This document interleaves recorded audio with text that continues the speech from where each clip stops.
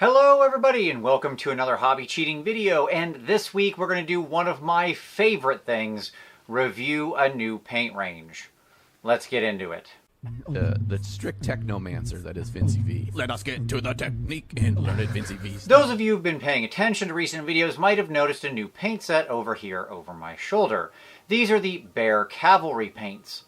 And I'm pretty excited to give these a full go. I've been playing around with them here and there for a couple months now since I got the set, and I'm ready to report back my findings with this very interesting paint. So let's break it down first off with what we're dealing with. Let's show you these paints. They are very unusual bottles. So these are 20 milliliter paint bottles.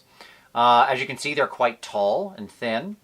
Now, what's cool about them is that on the back, they list each the pigments used. Now, they have this sort of key system where it's different pigments. They don't tell you the exact pigment, like is it using, PR 170 or something, but it does tell you like red or, magenta and so on. That way you understand what colors are actually part of this, which I do find very helpful when you're mixing colors.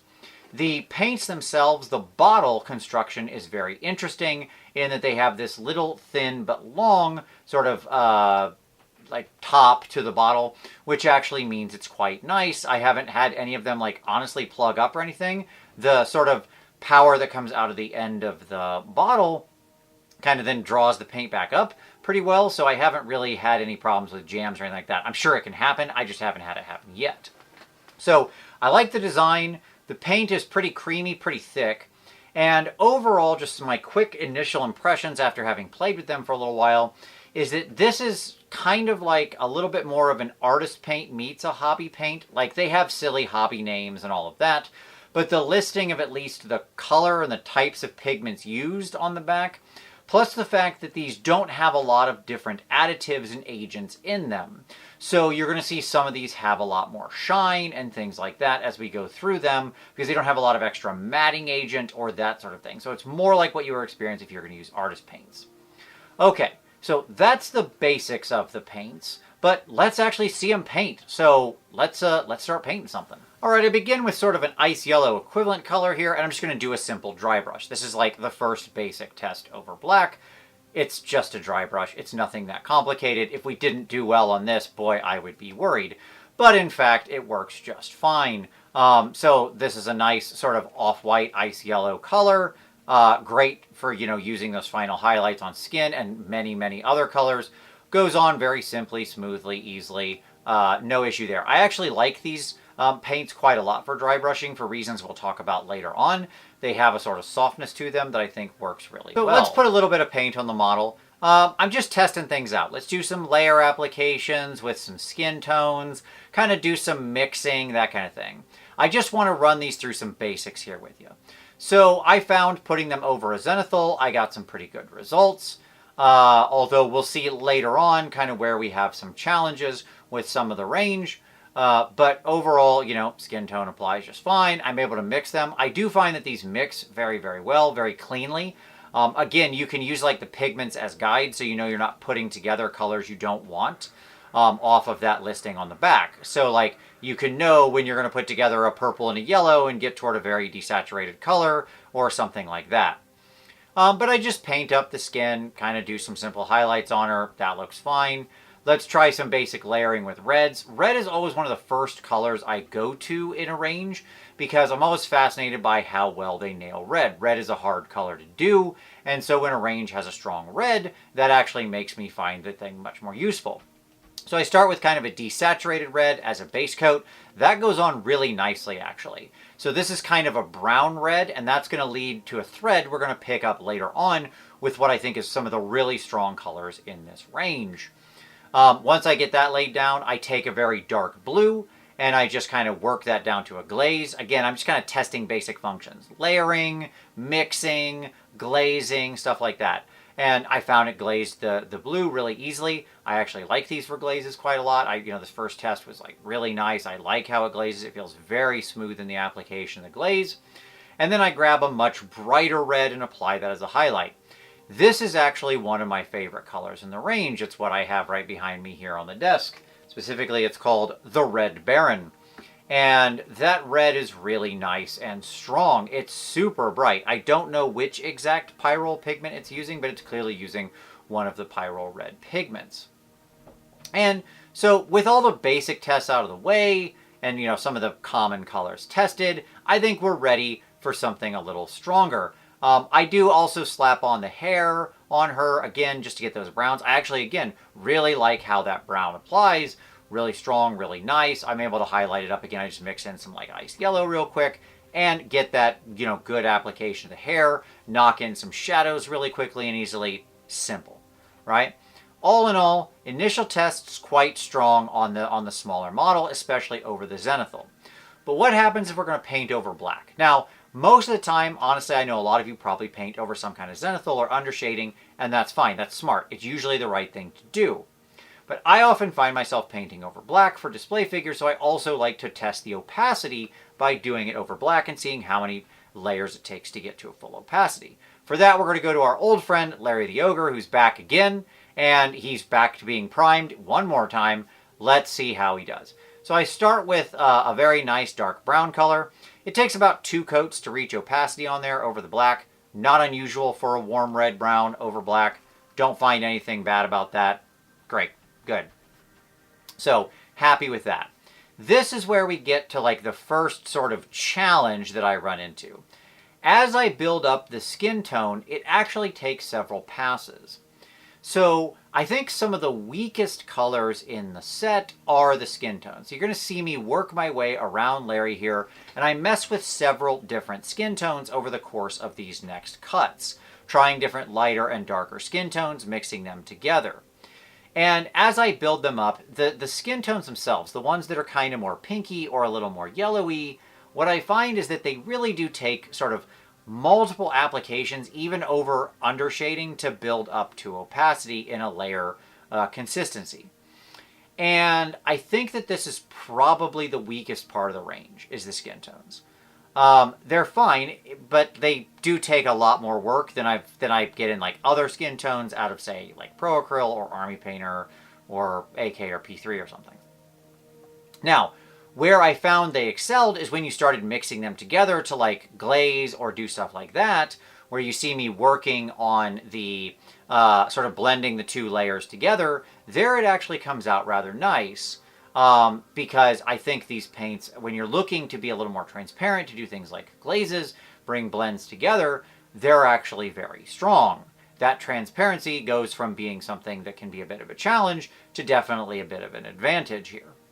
And so, in the end, I think we get to a reasonably fine-looking place with the skin here in the area I'm painting, but it was a bit of a challenge to go over the top of it. You have to build it up.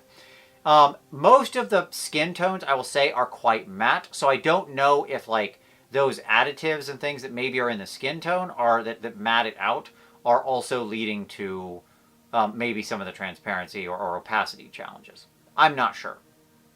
Because what I noticed, and let's go ahead and now, after you see me mixing all the skin and those kinds of things, let's go ahead and go to some of the more chromatic hues. So think the colors on the rainbow. What I noticed with these is that they were all stronger, but you did tend to have items that were shiny in the range. So like a purple or a red or something like that, where the pigments themselves naturally have a lot more gloss to them. That was true here, which is very much the same if you work with artist paints. And I found these performed much more how I would expect, both in opacity and in their capabilities. So I just try some basic blue over the pants, right? Get that going. And next up, like, I tried to do some wet blending with the blue. And what I found is that with the wet blending on the blue, it was actually really successful. I was able to do that very efficiently. The paint does dry quite slowly. So not like crazy slow. It's not oil paint or something silly. I just found I had a lot more working time than I did with some other paints that are out there. So that actually was quite advantageous. These things are really strong with that kind of wet blending technique. Most of the time with wet blending, what I usually do is sort of blend out my entire surface from kind of, like a mid highlight, not really a highlight, but like a mid highlight down to a shadow. And then I just do it again over top. And I found that strategy worked really well here. Kind of 2 simple applications, and I was good to go. I actually really like how the blues in this range come out. They're all punchy, they're strong, they've got quite a lot of range to them, from like very dark blue. They have a wonderful like Payne's grayish sort of very dark blue, going up to like extremely bright blues, and they all worked really well. The next thing I tried was a green. There's, again, a lot of different greens in the range, actually, which I like. Green is one of the whitest colors that humans can see, and they have everything from like yellow, foresty, more pukey infused greens, more brownie infused greens, more turquoises and blue infused greens. They really have the whole gamut covered here. But you can see I just wanted to do a nice quick wet blend. So I lay down like a nice base of the green. That came out fine, no issue. Once I turn it green, I decide let's do a little bit of a wet blend. And you can see here as I do the wet blend of the greens, I actually think this comes out really well. So, you know, for a very quick piece of work, I get a really nice transition pretty fast. I think these paints are like pretty decent. If you've had trouble with wet blending in the past, this might be an option for you if that's your kind of preferred paint style. Okay.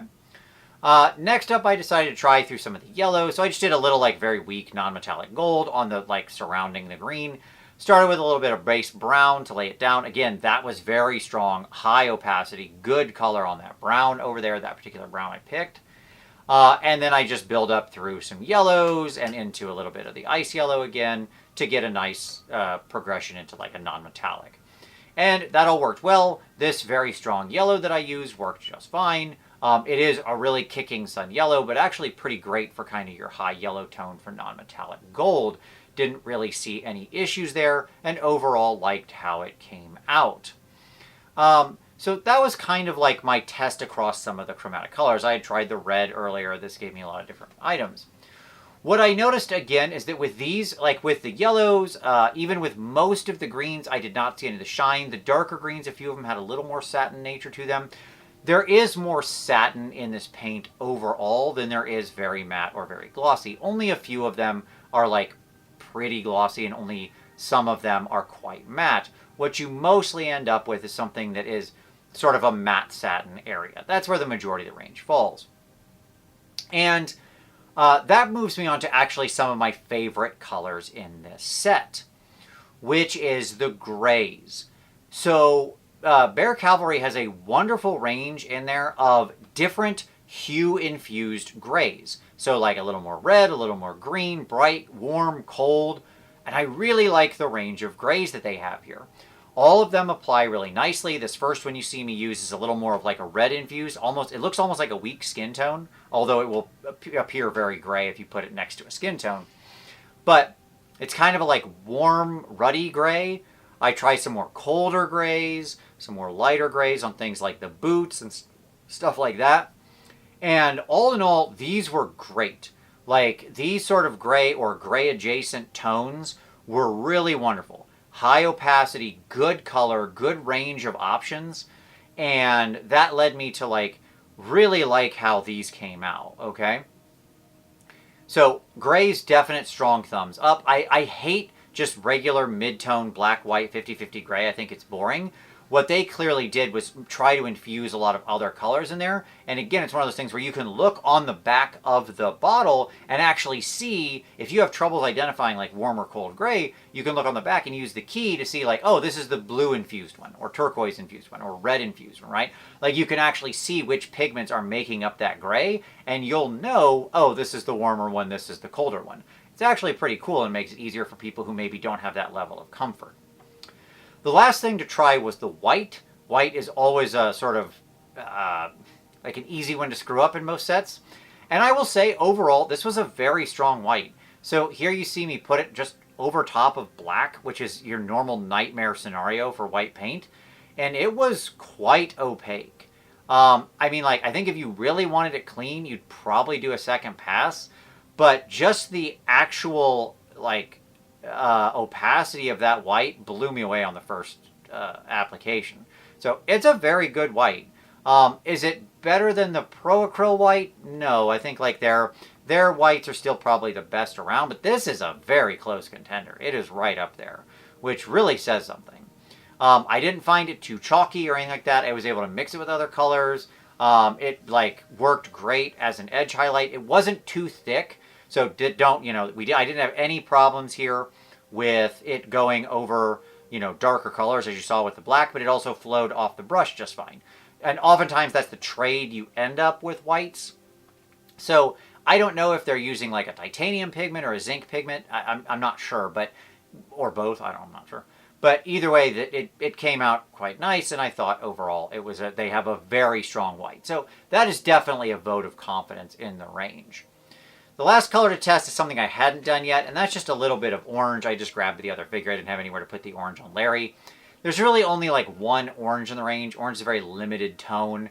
This is a very bright orange, which is nice, and it goes over pretty well. As per all oranges, it was super transparent when I tried it over black off camera.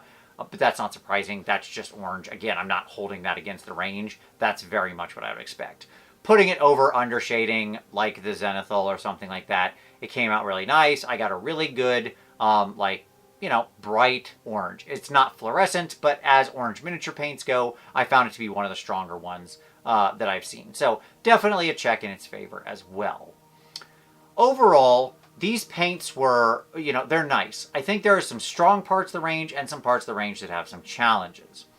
In summary, they are quite hydrophilic, I'll say that. So they like to absorb water. If you leave them on your wet palette for a long time, they don't break down, but they will absorb a lot of water. So if you're running like a very wet palette, they will absorb water and get very thin if you leave them sit for several hours. If you have the top off, I didn't notice any problems, but when you close and create a humid environment, I noticed that happening. I think they're very strong, very vibrant. Like the pigments are intense. They have several colors in the range that are basically single pigment. So that was all very good. You do have a varied finish. There are some elements like the reds and purples, a few of the darker greens that are, very satin to a little glossy. And there are some that are just more matte. For the most part, you're talking about a vaguely matte satin range. So if you like a little bit of satin to your paint, kind of like a GW style, that's more in line with you. They are a little more transparent as a whole range. So you will be like applying multiple layers if you're trying to build up. I think, sort of base coats over black is their weakest application. They're generally much better over Zenithals. I think they're great for wet blending and glazing. I actually found them quite strong in both of those applications and liked them very much there. They're obviously very pigment dense, and so glazes were just a dream. That was very simple, and I think that's probably why the wet blends and the slightly longer working time amounts to making them quite good for wet blends, especially if you normally have a problem working fast enough. The best colors in the range were things like the chromatic set you see here on screen. All of those were very nice. So like everything in the rainbow hues, generally strong. I liked all of those. I think the absolute strongest part in the ranges are the grays and the browns, which sounds stupid, but it's not. Different color browns like red, warm browns, cold browns. They have an incredibly diverse range of different brown tones that are really nice. And that is so valuable for like a wide host of reasons in miniature painting, right? Fur, dirt, wood, all this stuff that has like slightly different tones, leather, on and on and on. It's really nice. They have everything from like very cold grayish browns all the way down to like super warm, super dark. Really liked their range of browns and grays. Found them all to be high quality, good opacity, nice finish. A couple of them do have that shine factor, but for the most part, I really liked the browns and grays. So chromatic range and that, very strong. The weakest part of the range overall is flesh tones. Those just probably need another pass or work or something. Maybe they'll have some different versions in the future. But like of the sort of 5, 6, 7 things that are ostensibly flesh tones in the set, I found those to be the weakest. They're quite transparent. They don't really go on smooth. And with flesh, you really need it to be smooth. So that's a little unfortunate. But again, you're talking about a pretty decent sized paint range here with some good options. Unfortunately, there's usually some part of every paint range that has a challenge, and for the Bear Cavalry, it's the flesh tones. But the chromatic hues, the browns, the grays, all of those, great. Really intense, really vibrant, really fun to paint with. So you're going to see these showing up in more future videos for sure. But there you go. That's how they work in my testing. One final question that I'm sure I'll get is, do they work okay in airbrushes? And the answer is yes, they airbrush just fine. I didn't do any in the video, but yeah, I mean, they're perfectly fine. Thin them out as normal and spray them. They work great. So there you go. That's the Bear Cavalry paints. Thank you to the team over there that gave me this set to test out. I really like them, and like I said, you'll see them more in the future. Especially that red. It's a little shiny, but man, does it have like a lot of punch. It is a very intense red. I really like that, and their greens. You're going to see a lot of browns and grays from this set as well. I guarantee that in future videos. If you liked this, give it a like. Subscribe for additional hobby cheating. We have new videos here every Saturday. If you've got any questions about the range I didn't answer, just drop those down in the comments below. We always answer every question asked on this channel. If you want to support us and help us keep making videos like this, then there's lots of ways you can do so. You can click down below to find the affiliate links in the description. Doesn't cost you anything extra. In fact, it saves you money, and it really does help the channel. There's our Patreon, focused on review and feedback and taking your next step on your hobby journey. We'd love to have you as part of the community. And of course, there's the rest of the Vinci Cinematic Universe. There's my RPG podcast with Ninjon, Fireball the Gazebo. Check that out down below, as well as Snarlcast, my indie wargaming podcast with Uncle Adam. As always, though, I thank you so much for watching this one, and we'll see you next time.